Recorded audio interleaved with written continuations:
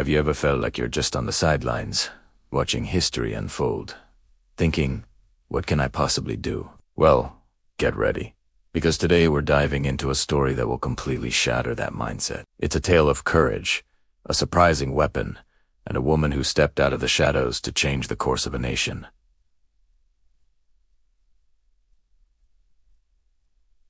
This isn't just an ancient story. It's a powerful reminder that heroes can come from the most unexpected places. Welcome back, everyone.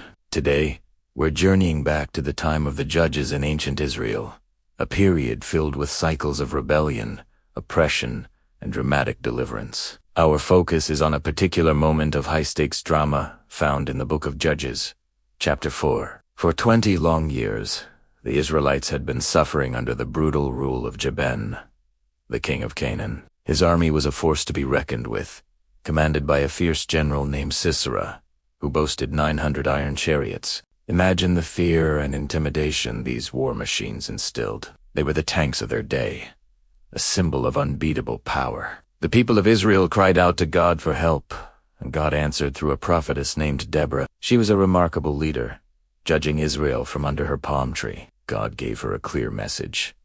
It was time to fight back. She summoned a man named Baruch and relayed God's command to gather an army of 10,000 men and face Sisera's forces. But Baruch hesitated. He told Deborah, "If you go with me, I will go. But if you don't go with me, I won't go." Deborah agreed to go, but she made a prophetic declaration. She told Baruch that because of his reluctance, the honor of defeating Sisera wouldn't go to him. Instead, she said, "The Lord will deliver Sisera into the hands of a woman." And so, the battle was set. Baruch and his 10,000 men gathered on Mount Tabor. Sisera, hearing of this, marshaled all his troops and his 900 iron chariots to the Kishon River. It was a classic David versus Goliath setup, but with thousands of soldiers. As the battle began, God threw Sisera's army into a complete panic. A torrential downpour turned the valley into a muddy quagmire, rendering the mighty iron chariots useless. Sisera's army was utterly routed. In the chaos, Sisera himself abandoned his chariot and fled on foot, running for his life. He was a defeated general, a fugitive, trying to escape the consequences of his long reign of terror. He ran towards a place he thought would be safe. The tent of Heber. You see, Heber's clan had a peace treaty with King Jabin, so Sisera believed he would find refuge there. As he approached, Heber's wife, a woman named Jael, came out to meet him. Now, let's pause here and think about Jael. We don't know much about her. She wasn't a soldier, a prophetess, or a political leader. She was a homemaker, living in a tent, part of a clan that was technically neutral in this conflict. On the surface, she seems like a background character, an insignificant footnote in this epic saga. But this is where our first key point comes crashing in. God can use ordinary people in extraordinary ways. Jael was about to prove that your position or title doesn't determine your potential for impact. When Jael saw the exhausted, desperate Sisera, she didn't hesitate. She went out to meet him and said, "Come, my lord, come right in. Don't be afraid." She invited the enemy of God's people into her home. She covered him with a blanket, and when he asked for water, she went above and beyond, giving him a drink of rich, curdled milk from a leather skin, a gesture of premium hospitality. She lulled him into a false sense of security. Exhausted from battle and comforted by her care, Sisera told her to stand guard at the tent door and lie if anyone came asking for him. Then he fell into a deep, deep sleep. This is the turning point of the story. Jael is now alone in her tent with the most wanted man in Israel. She has a choice to make. She could play it safe, honor her husband's treaty with the enemy, and let Sisera escape to fight another day. Or she could seize this divine appointment, this once-in-a-lifetime opportunity. What she did next was audacious, shocking, and incredibly brave. This brings us to our second key point.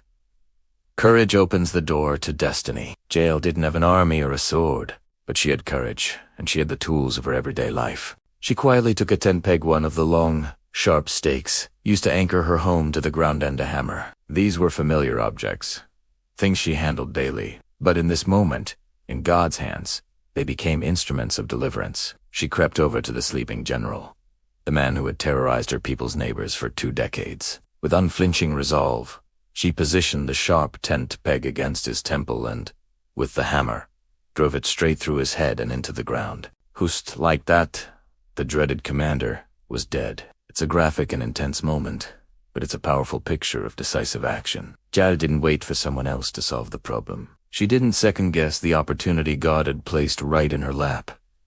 She acted. Think about the sheer bravery that must have taken.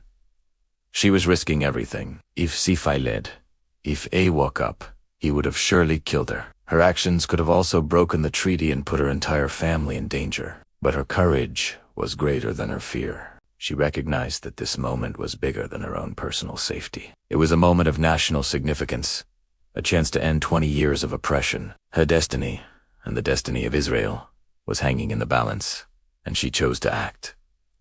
Shortly after, Baruch arrived, still in hot pursuit of Sisera. Jael went out to meet him, just as she had met Sisera. But this time her message was one of victory. She said, "Come, I will show you the man you're looking for." She led him into her tent, and there he was. Sisera, lying dead with a tent peg through his temple. Deborah's prophecy had been fulfilled to the letter. The honor of the victory had gone not to Baruch, but to a woman. This incredible event highlights our third and final point. Victory sometimes comes from unexpected places. Nobody would have predicted this outcome. The Israelites likely expected their victory to come from the battlefield, through the might of their 10,000-man army led by Barak. Barak himself probably thought he would be the one to defeat Sisera, but God had a different plan. The final, decisive blow wasn't struck by a soldier with a sword, but by a homemaker with a hammer and a tent peg. This is such an encouraging truth for all of us. Sometimes we look for God's solutions in the obvious place He's in, the big, impressive, and powerful. We think the answer has to come from a famous leader, a wealthy donor, or a large organization. But the story of Jael teaches us that God loves to work through the unexpected. He uses the overlooked, the underestimated, and the ordinary to accomplish His extraordinary purposes. The victory came not from the palace or the battlefield, but from inside a humble tent. What does this mean for you and me today? It means we need to stop disqualifying ourselves. You might think you're just a student, Hustaparent, just an office worker, just a retiree. You might look at your life and see only ordinary things: your kitchen, your car, your desk, your tools. But Jael's story challenges us to see those things differently. What's the tent peg and hammer in your life? What are the everyday skills, resources, and opportunities God has placed in your hands? Maybe it's a conversation you can have with a struggling coworker. Maybe it's the resources you can use to help someone in need. Maybe it has the courage to speak up for what is right in a situation where everyone else is silent. God can take your ordinary and make it extraordinary. He can use your small act of faithfulness to bring about a huge victory. The story of Jael is a powerful testament to the fact that God sees and uses everyone. He's looking for willing hearts, not perfect resumes. He's looking for courage, not credentials. He's looking for people who, when opportunity knocks, will open the door and act with boldness, trusting that He will provide the strength in the outcome. So the next time you feel small or insignificant, remember Jael. Remember the woman who, with a simple tent peg, brought an end to a tyrant's reign and secured peace for her land for 40 years. Your moment may not be as dramatic, but it is just as significant in God's plan. Be ready. Be courageous. You never know when God will call on you to pick up your tent peg and change the world. Thanks so much for joining me today. If this story inspired you, please hit that like button and subscribe for more content that dives deep into these incredible biblical narratives. And I'd love to hear from you in the comments. What tent peg do you have in your life that God might want to use? Let's encourage each other. Until next time, stay courageous.